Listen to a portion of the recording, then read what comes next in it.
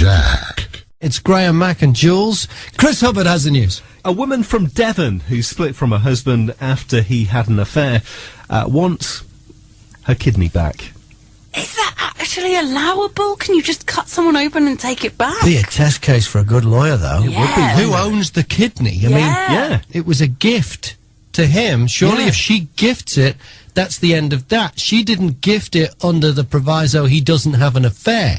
But this woman's saying she will go through the operation again to have her kidney back. Wow. He says he was looking after his wife's friend's dog, and she believes that she had an affair. He went out walking, grooming this dog, looking after it with the friend. There's the easy answer.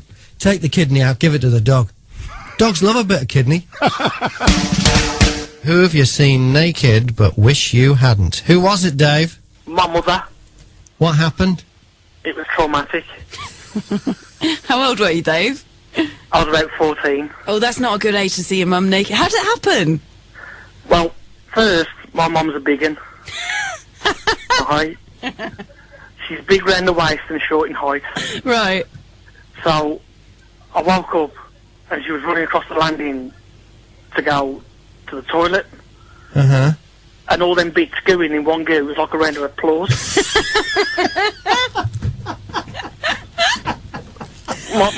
my teenage fragile mind. I've never been able to watch Babe Pig in the City ever again. Jack's Breakfast, playing what we want whilst avoiding your morning breath. We talked about the icebreaker ship trying to get through to those people stranded in the Antarctic who've been on, well, it's a mix of essentially tourists and scientists on the ship who've been stuck out there over Christmas and the New Year. And this Chinese icebreaker must have a really hard name to pronounce, the name of the actual ship, because it's always referred to as the Chinese icebreaker. But the phrase Chinese icebreaker, whenever I hear it, I think, oh, what does that really mean? Because usually something with Chinese in front of it means something. You have Chinese whispers, Chinese water torture, Chinese burn, there's another one. Chinese burn, yeah, that's very true. All negative connotations, which, if it's true that, if anything, Chinese is negative, I'm in big trouble. Nearly everything I own is made in China. Jack. As a married man with 26 years experience, there is one trap question that there is no right answer to from a woman, which is, does this make me look fat? There is no right answer to that, even if you lie and they find out later that they don't agree, and then you're in trouble for lying. You know, it's just, but I didn't realise women ask that question of other women. Yeah, of course they do. Julie's just started working in a clothes shop, and a lady tried something on and went, does this make me look fat? Oh, you can't do it as a shop assistant, can you? What's the correct answer supposed to be there? Luckily, the lady was trying on a puffer jacket, and Julie was able to say, they make everybody look fat. Jack's Breakfast.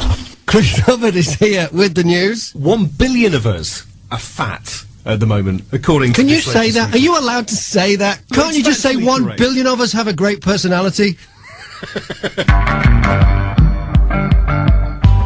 And this morning we're looking for the time you were the most scared. I can remember for me, I was about 20. I was working as a pipe fitter, oil refinery construction job in New Zealand, and it was the shutdown, which meant we worked 12-hour shifts through the night. It was 7 at night till 7 in the morning. That was your shift.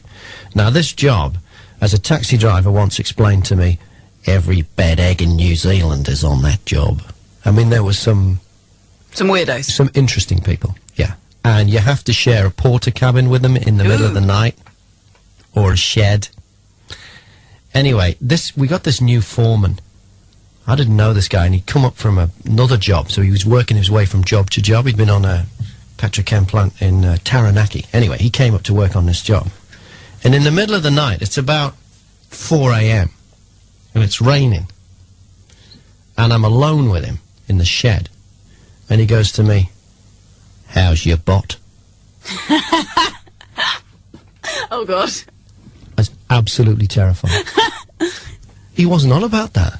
What had happened was, the night before I'd been complaining because I'd caught a really bad cold, but the money was so good on this job, there was no way I wasn't going to work. Yeah. And I'd struggled my way through it. And so this was the next night. I didn't know, but in New Zealand, if you've got a cold, is called the bot. Oh, thank God! Really interesting finding over in Egypt. They've kind of found the Egyptian equivalent of John Smith's grave. They found the grave of a brewer from more than 3,000 years ago. He was head of beer production in Egypt at the time. And they're saying that they've never really found anything like this before, and didn't expect somebody like this to have such a high-profile grave alongside the pharaohs. So some of the pharaohs placing a high value on drink. Well, I can see the Egyptians must have been drinkers. Drink was clearly very important to them, because there's no way building a giant cat with a human face. No one had that idea sober. Graham, Mack and Jules, and Chris Hubbard has the news. More Pope news this morning. He's really making the news. Frank is a bit of a media whore, isn't he? Oh, completely. He's urging breastfeeding in the Sistine Chapel now. So after... You have to have a baby, right? Oh, yeah. Okay, right. I was just thinking, I was just wondering how radical this new Pope was.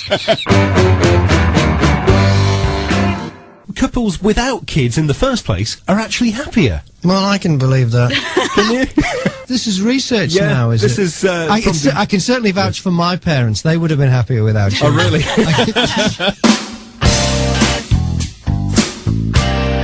Graham, Mack and Jules, and Chris Hubbard has the news. And the scenic views of St Mary's Church in Hitchin, you know, just across the road from the car park, you've got the river, you've got the big church near the market. Yeah. It's all going to be drained.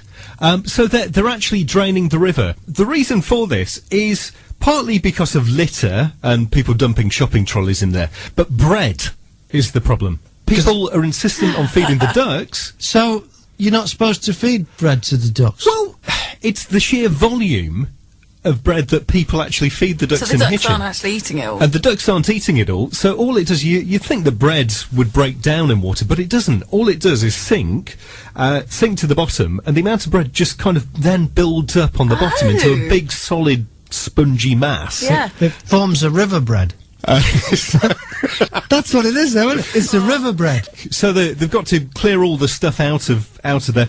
But it is due to the amount of kids and old ladies chucking bread into the river that this problem's caused in the first place. It just clogs everything up. Also in the news this morning, California, on a water theme, is suffering some of its worst drought since the 70s. So 40-odd years, it's not been this bad. River levels are down, reservoir levels are down to around 20% of normal levels.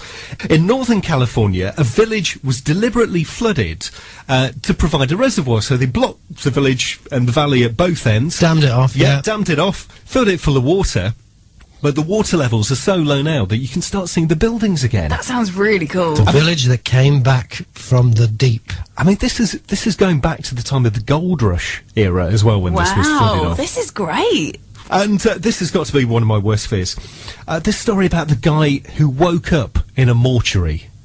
He was a corpse, or at least they thought he was a corpse. They thought he was dead. They thought he was dead. They put him in the big drawer that goes in the big fridge thing. The hospital declared him dead, and he woke up alive in the mortuary. Was he in a body bag? Surrounded by stiffs. Well, apparently the mortuary workers legged it out of What there. you want? Wouldn't you? when this guy was pulled out again, and he was seen to be breathing. Whoa, wow. And the patient says this was a mistake from the start. Apparently he'd been experimenting around with different drinks, and he apologises to his father for causing him so much distress. So a bloke that came back from the dead, a village that came back from the dead, and a river is coming back from the bread. That's right. France's president faces the media today with stories about his love life still front page news. Claims Francois Hollande's having an affair with an actress are expected to overshadow announcements about the economy. His political commentator Agnès Poirier. I grew up in a time of François Mitterrand, and no journalist would have dared actually even thinking of spending a night outside a building in the hope of taking pictures of the president going to a rendezvous. That's the latest from the JACKfm newsroom. More at 7. Did she call it a randy view? A randy view, yeah. It's Graham, Mack and Jules, and Chris Hubbard is here with the news. We talked about this Rosetta probe yesterday. This is the Stevenage satellite. This is our gonna local land on probe. they were waking it up so it can go and land on a comet. It's travelling, Around about 60,000 miles an hour, so they need to get this probe to actually land on it. They're going to harpoon it. They don't need to go all that way. There's a comet in Stevenage. they won't get up. There's a quite revolting story in the papers this morning as well about this chocolate bar that somebody found a wasp encased in. Ugh. Have What you seen the chocolate bar pictures was of this? It was a Cadbury's chocolate bar. They're looking into it now as to how It was a wasper. Jack. Graham, Mack and Jules, and this is a radio station with a problem. We're going to expand. We're going to go on to DAB radio, digital audio broadcasting. We're staying on FM as well. Only problem is that when we do, there could be another Jack on there. You see, we pay for the name Jack. We license it from a Canadian company. And they can't guarantee us exclusivity on DAB. So what are we going to do? Pete? Goes to war with Canada. Jack. We're looking for the gig you never got to. What was it for you, Tamlin? 30 Seconds to Mars, my favourite band. Well, I only had 2 weeks to go till my delivery day. You were So I thought, pregnant? yes, I was heavily pregnant. Little did I know I was very pregnant. I thought I would chance my luck, and so a couple of my friends and myself headed off out. I must admit, when I was getting ready, the cramps did start, but I thought nothing of it. I thought, trap wind, heavily pregnant woman, fine. So I had a hot bath. I think that may have triggered everything off. Anyway, I think we left in my friend's brand new car, and I think we got to about Smythe roundabout on the way into London, and my waters burst everywhere. Brand new car. So my friend's freaking out, but luckily she's had children. So in the meantime, I think they rang my partner. I don't know, I'm screaming between pain now. We headed back, and luckily made it to the QE2. And, luckily my partner was there as well. And within 27 minutes, we recorded my labour time. Wow. It's a good job you missed the gig. Gutted though, gutted. We've been asking for your suggestions on what we can do to sort this out. We've had some quite radical ones which have been quite negative against Canada. I did like the suggestion of kidnapping Justin Bieber and holding him to ransom. The only thing that let that down was the fact that we'd have to put up with Justin Bieber locked in the cupboard under the stairs. I'm not okay with that. But this is an interesting one from Jane. She says, why don't you just boycott anything Canadian on the radio? Who's Canadian? Lots of people. Scary. Dan Aykroyd is Canadian. He's one of the Blues Brothers. We play the Blues Brothers. Could we get away with not playing Bryan Adams? Bachman Turner Overdrive. We would have to stop playing. The Band, we would have to stop playing. Bare Naked Ladies. A lot of our playlist would be massacred if... And then, can you talk about, say, Sex in the City? Kim Cattrall is Canadian. Can you talk about any movie that Jim Carrey has been in? Because he's Canadian. Same with Star Trek. William Shatner is Canadian. Canada has spawned some great stuff, and Celine Dion and Avril Lavigne. I don't know whether that has really got it, because we'd be actually hurting ourselves to try and hurt Canada. And would we get the same response from the owners of the licence? Because obviously we'd want to leverage the situation. I think as far as they're concerned, the more Jacks on DAB, the better for them, because they're getting the money and getting the name out there twice, 3 times, 4 times, how many times? I don't think that's going to do it. With the news, the multi-award-winning Chris Hubbard. The Winter Olympics, some of the first events are getting underway today. Speed skaters. Oh, they wind me up. Okay, you can skate fast, all right? Do you have to be so smug about it? The way that they swing their arms and, you know, the way they just rub in how that they can skate really fast. There's a whole attitude with them that just winds me up. What are we going to do? Jason? I would question the legality of being able to license the name Jack. Mm-hmm. Because it's in such common use, because it's a name. Yeah. The implications by you having to pay for a license to the name Jack would suggest that everybody in the country names Jack needs pay your Canadian company the fee to use their name. So I've got to be honest, I would tell the Canadians to do it. Jack's breakfast. Caution. Contents may be hot. Hello. Hey, Claudine, Graham, Mack and Jules from JACKfm. How are you? Hiya. Remember earlier this week when you were talking to us about how you met your other half? What's his name? Mike. Mike. You met him. Where did you meet him? Just remind us. At a funeral. Well, that's funny enough. That's where he met the rest of my family, was at my aunt's funeral a few months later. It was a double header. On a double deader. Oh, I'm sorry. That was inappropriate. Too soon. Jack. We've been asking for your suggestions, and there has been one suggestion that's been the most popular to resolve this situation. It's a very radical suggestion, though. People are suggesting that we change the name of the radio station. And then we don't have to pay a licence to anybody. But that's pretty massive. That is a big thing.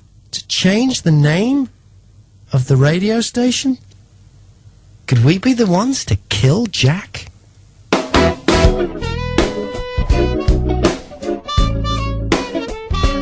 We've won our first medal. Great Britain's got a first medal at the Winter Olympics. So we're looking for what you've won. Julia. My daughter won it when she was about 5. We used to go to the holiday camps in this country for a holiday, and we used to enter the kids in the fancy dress competition. Yeah. Oh, so what did you dress her up as?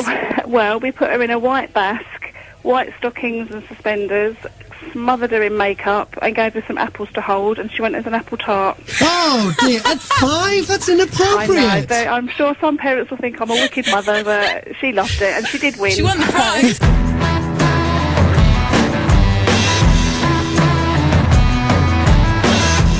We've decided we're going to change the name of the radio station, so we're looking for suggestions. Yes, Jack is Jack is going to die.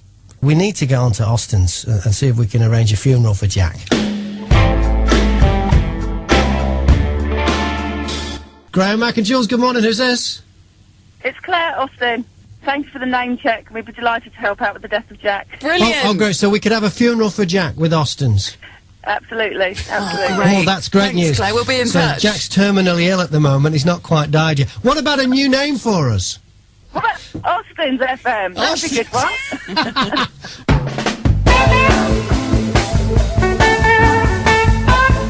I think I upset a publicist yesterday. What did you do? Well, it was all because of perspective, really, I suppose. First off, I get this email, and the subject is interview opportunity George Clooney. Hello.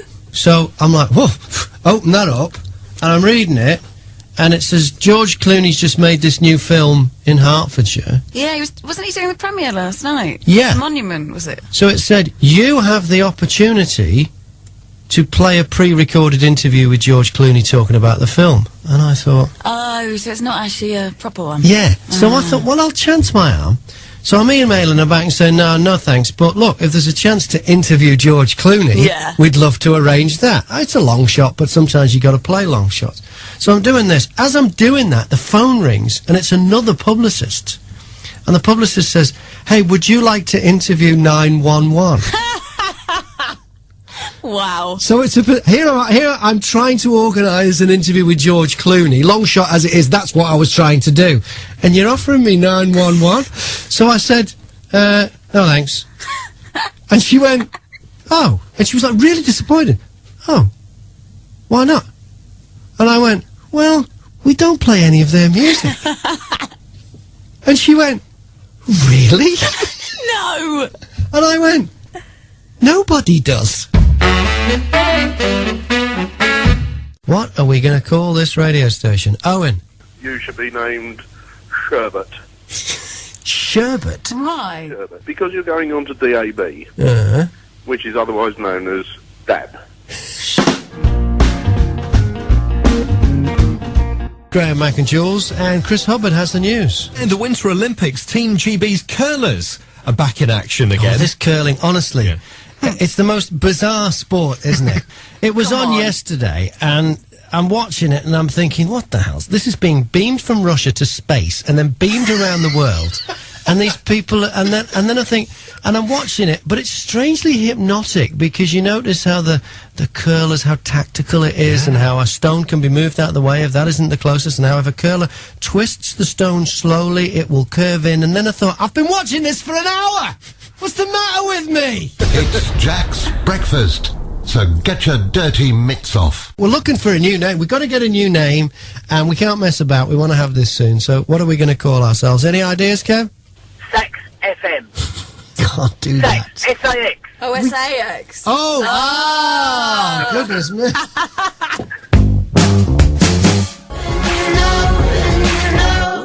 Jack FM and Lorde team. Massive talent, Lorde. Really good, well-produced songs. So annoying last night at the Brits. I just can't believe she's only 17. You look at her and you see what looks to me like a 30-year-old woman. She looked like Has she was been on the aged or what? I don't know what's going on. What's she been doing to herself? She is a New Zealander and the sun is pretty strong down there. Maybe it's affected her skin or something, I don't know. Her performance was... Well, I prefer her on the radio. Right. She's very uncomfortable movements. Was it a bit dramatic for you? Yeah, she looked like a puppet. She's one of those people who does the flat hand thing and moves the flat hand thing up and down. Like you're patting someone on the head. Yes, the patting on the head mime. Patting the invisible child on the head. That's what it is, yeah. We're changing the name of this radio station. What should we call it, Paul? I think it's Sexy FM. Sexy? Why, what's wrong with that? Nah, it's a bit pervy. That's what's wrong with it. Jack. Last night I was at the Brits, so I've only had 3 hours sleep, so... I'm more spaced out and confused than Lily Allen was at the Brits last night. Jack's Breakfast. What do you reckon, Richard? I reckon we should change the name to Bob, as my 9-year-old son wanted to change his name to Bob from Samuel because it's easier to spell. Jack. Chris Hubbard, how's your news? A lot of the newspapers this morning have the Brit Awards on the front cover. What is it about the Brits that makes it so train-wrecky? You know, it's a train... You can't help keeping your eyes on, because just bits of it just fall to pieces. Jimmy Carr comes on and is not funny. Oh, my goodness. The only Jimmy comedian, Carr. and it's not funny. Arctic Monkeys? What was that fella thinking with that speech? And also One Direction, going a bit bizarre. 1 point Harry nearly missing out on collecting Brit. Oh, that was he said he'd deliberate. been caught short in No, the that loop. was deliberate. He wanted to make an entrance. Here's my prediction. One Direction will be Harry's solo career and 4 Andrew Ridgeley's. That's, You reckon? Yeah, that's which way they're headed. Well, they said they hadn't seen each other for 3 months prior to the 3 Brits, months? which does seem a bit odd For a like, working such act. a massive Yeah. band. And then we had It's all Lorde squeezing in that plug for MasterCard as well. She said it was a priceless surprise. It was a priceless surprise. And then do you know what? I've got a theory about Lorde. Go on. I don't think she really is 17. She definitely doesn't look it. No, she doesn't, does she? She's at least 28, possibly older. She's been a struggling barroom singer, and she's not even from New Zealand, because she didn't even have the accent right when she got the acceptance speech. So she can't do a New Zealand accent. She's from somewhere like Watford. She's been playing in bars. She's had this great idea. I know, I'll pitch myself as a 17-year-old. Oh, no, that's not... I know, I'll say I've come from New Zealand. That's why no one's ever heard of me, or... Because it's the most far away she can get from wherever she's from. I've got a theory about it. It's a con. So we're changing the name of Jack FM. What should we call it, Debbie? Add music would be a good one, because you advertise. Yes. And because you play music, so add music. Add Music FM. Yeah. And it sounds like we add music to your life. Yeah. Debbie, thank you so much. Thank you very much. Jack's Breakfast. Just look at the music we've got coming up. We got The Clash, we got Sheryl Crow, and we've got Ed Miliband's brother. David? No, Steve. We had a suggestion yesterday that we should change our name to Dog FM. I quite like that suggestion. It's really growing on me, just because of the potential of all the different things we could brand as dog. For instance, this show could be the Dog's Breakfast. Dog FM, taking the lead. Yes. What about the afternoon show? Be Dog Day Afternoon. The station that's gone to the dogs. Yes, I Dog quite like FM. this. Our bark is worse than our bite. This is Dog FM Unleashed. Nice. And we could name the pump house here at Nebworth Park where we broke the dog house. Jack's Girls. The dog squad. I think we should do it. I definitely think we should do it doggy style. Jack